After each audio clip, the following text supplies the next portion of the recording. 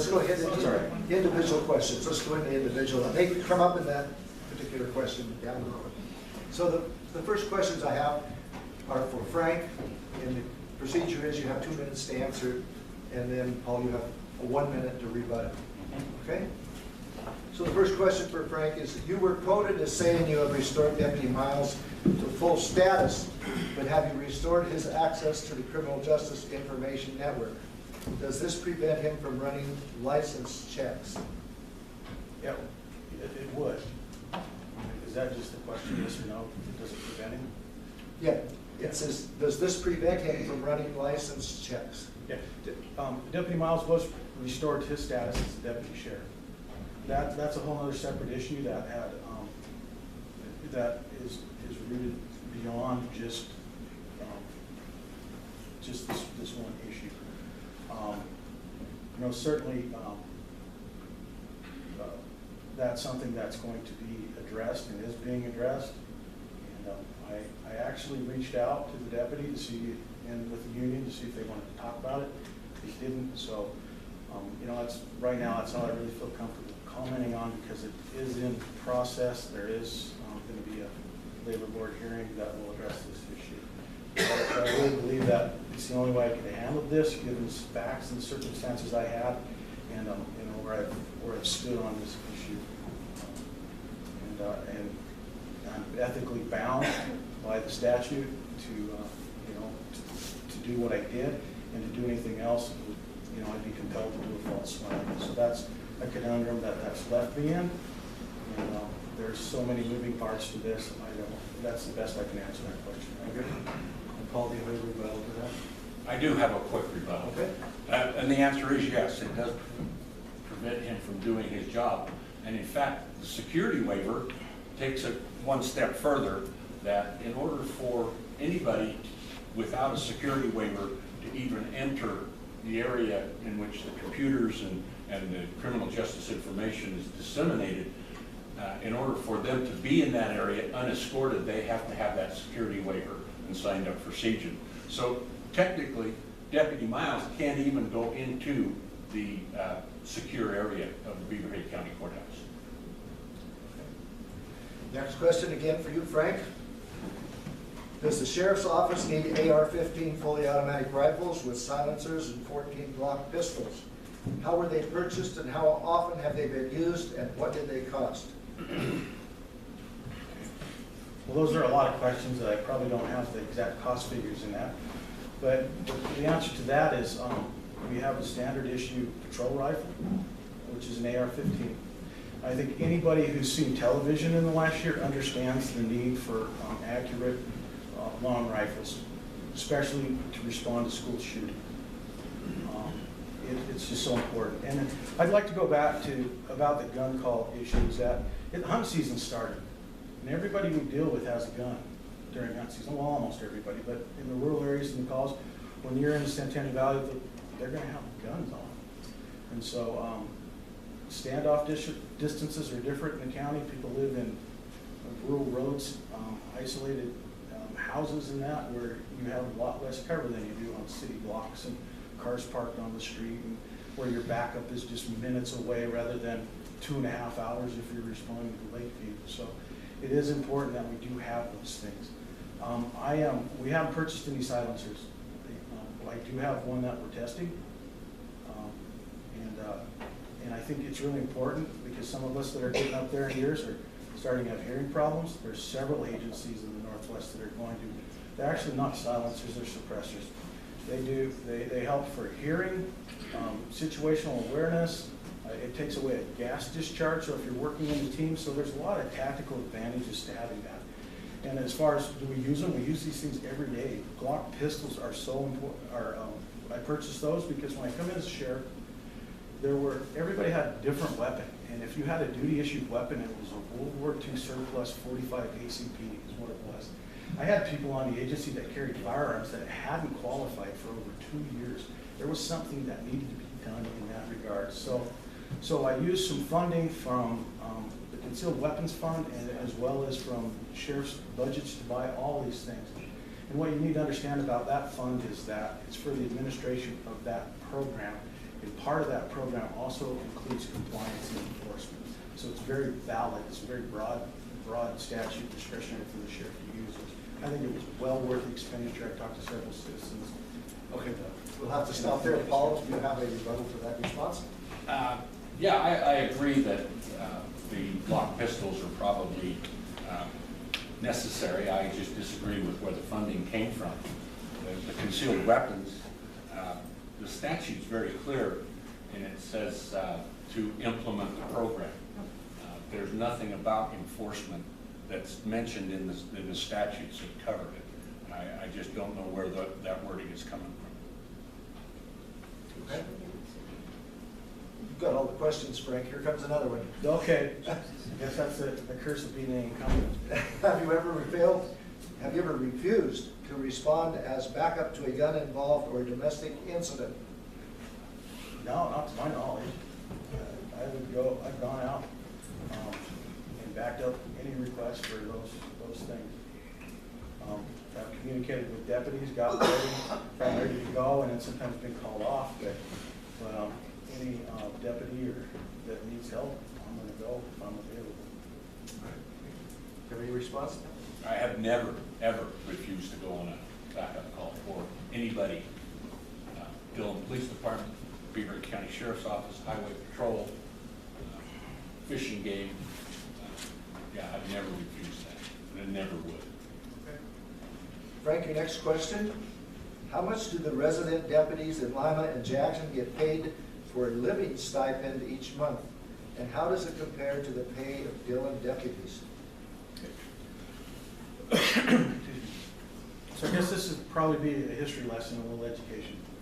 So the resident deputy stipends evolved from a contract with Lima in the past, where they provided housing and such, and that started up under Sheriff Reeder, I believe, where instead of the deputy living in the city house in Lima because they sold it, they give the deputy there a stipend, and then it evolved to the wisdom deputy also getting a stipend. When I worked as a deputy, we were salaried and we didn't get a stipend for anything when I was a resident. So that all evolved after I was a deputy, and it all happened well before I was the sheriff.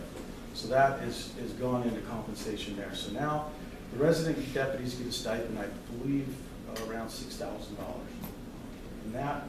And that comes up with, now that there's a union, the Teamsters, that's part of their collective bargaining agreement, so they take that up with the commissioners when they do that agreement. So, and there was, there's probably a lot of reasons for that, why it was instituted, but it was a past practice that I just kind of inherited. So in a way, I just sort of stay out of it. Okay. Paul, do you have any rebuttal? Oh, I'm going to have to pass on that one. I don't have enough education on that subject. Okay. Frank, if elected again, what priorities do you have for your next term? Well, one of the things I'd like to do is get the HR issue and the issue that during this heated political season has come to light this year. I hope things will settle down. Something that I did in 2017 was I brought in a contract attorney, MACO, or Association of Counties paid for it, to come in and brought staff training in HR and policy procedures that I was hoping that would help mitigate some of those employee issues that we've already talked about.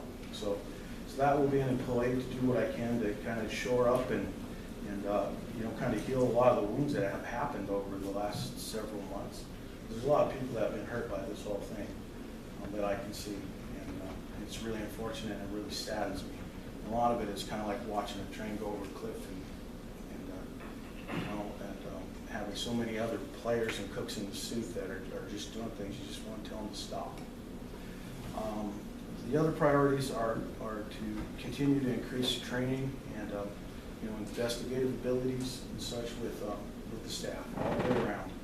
I mean, I'm going to continue the other priorities we had on kind of just the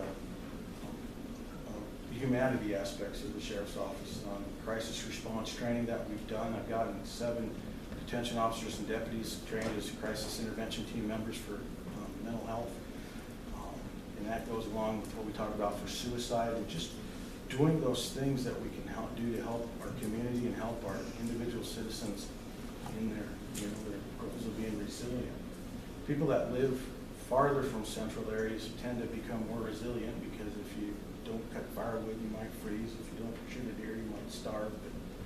And so it's kind of nice to be around those folks in the rural communities, but then also see the differences with the little more urban area around Dillon here and the differences. See, I'm out of time again. Okay, Paul, do you have any response? You know, I'm not a politician. I've never run for political office. I'm a law enforcement officer, retired. And I told myself coming into this that I was not going to make any campaign promises. But I find that I have to make one. I have to. And my campaign promise is that within a week, 10 days, and I don't think it's going to take anywhere near that long, to renew the camaraderie and the working relationship with the Dillon Police Department and the existing deputies and officers that are down in the complex. Okay. Frank, this is your last question. Okay. When you ran for office, you said you would improve relations with the Dillon Police Department. Why has this not been accomplished? Well, that was a goal that I had, but I would say there's ownership in that. And with my competitor, I'd say there's a lot of ownership in that too. You know, the deck was stacked against me when I come in. I'd be an incumbent within a group of people that were all friends. And it seemed to me like there was an attitude of, we want this person to fail. And in spite of all that, I held my own. It wasn't easy. And I've done my best to stay here. You know, I'm not a quitter. And I'm not gonna quit. And I did then, and I'm not now.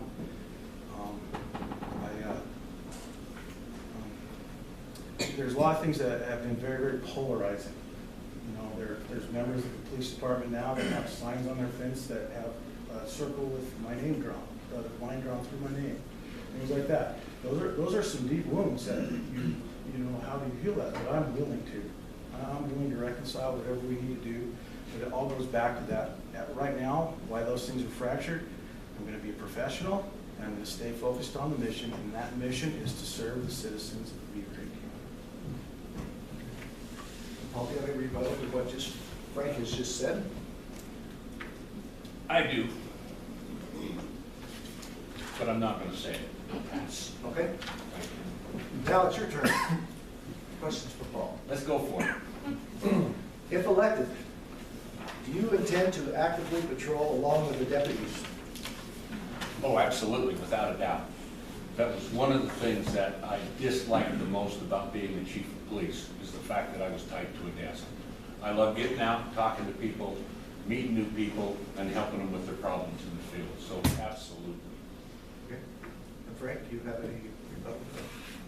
I do. I mean, it's to think that way. I think that way as well too. The administrative functions are the less fun functions of being the sheriff, but they're necessary. You got to make the department work.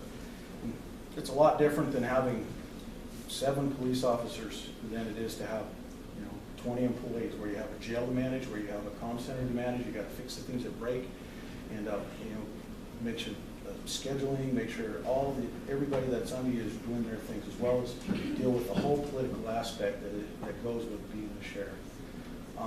I still get out and patrol, back up deputies, answer calls when I can. But it's just, you got to give up one for the other. So and sometimes I do that on weekends or where I can find spare time for that and go out and do those things. Okay.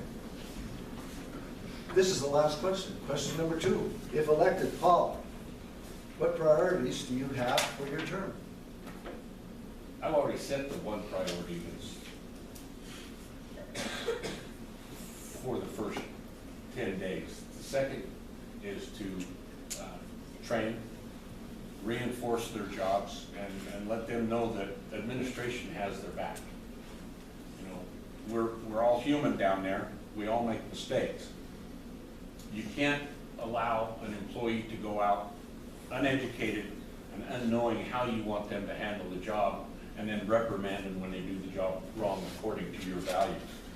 you need to let them know. And that's one of the things that I'm going to do early on. Well, that ends this portion of the debate tonight. Thank you, gentlemen, both for participating as candidates. And thank everyone for coming here and everybody in radio land out there listening to us. So with that, we will say good night.